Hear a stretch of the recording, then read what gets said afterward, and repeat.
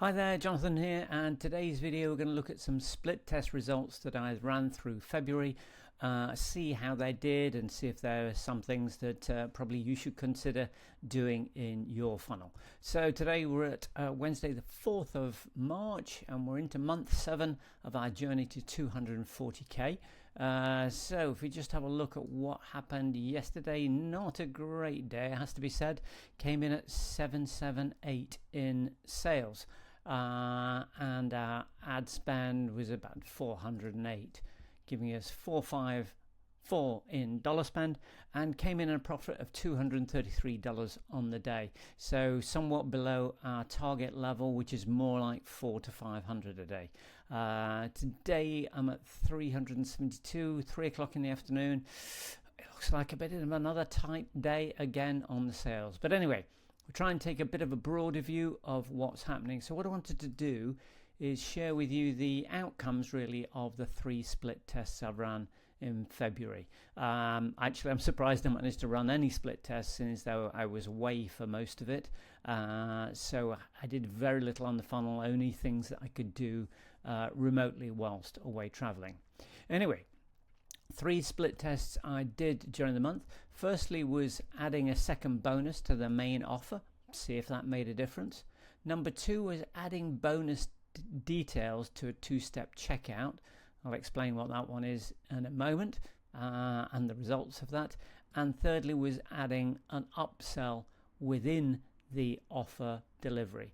So rather than it being an upsell that's immediately after the first purchase, or an upsell that's part of an automation sequence, this is an upsell where actually it's within the first product. So at least they've got access to the product, they've started using the product that they bought, then they see the upsell offer at that point. So let's have a look. That first test was adding that second bonus to my main sales page. I already had this first one and I was split testing against what happens when I add a second one. So my goal was basically to increase my conversions, which has the impact of basically lowering my cost per customer acquisition. That's one of the key goals, certainly a key goal I'm going to have going into this month, because lowering that cost of acquisition is one of the 3 main levers that opens up the profit. The other 2 being average order value and lifetime customer value. But so that was the first one. So what happened there against those 2 tests? Well, I'll move myself out of the way. The top line is the my test, my control, and the second one was with the second bonus in it. As you can see, I sent 4,000 visitors to each versions A and B. So really got a chance to actually measure them like for like. We saw definitely a sort of a jump, a 10% really jump in terms of the actual people starting the order, and actually resulted in an overall 50% jump from 2 to 3% in terms of conversions. So yeah, definitely a good result. Run over a decent length of time, almost 100 sales going through each one. So pretty solid numbers, and I would suspect that they would continue running after that. So that first split test was a good result. The second split test I ran was basically a far more subtle one really, but it was like, okay, I've got a 2-step order form. The first step is where people add the contact details. Second step is the payment. And if you notice, there's always sort of a drop off really between people starting the order and people completing the order. And that's basically why I have a cart abandon sequence as well, to help fill that gap. But what I thought was, if I actually make sure that they can see what the product they're buying, but be clear about the bonuses they're getting and their value of them, I was pretty confident that that would actually boost conversions. However, the data says otherwise, which I'm a little bit mystified about, and I need to look into it more. So here we go. We've sent 4,100 people to each of the options. Now this is where it gets a bit strange, because basically on that first part of the order form, the pages are identical. So I would have expected that these two percentages would be the same. It's only at the checkout level, at the final two step, that I'd expect to see a change.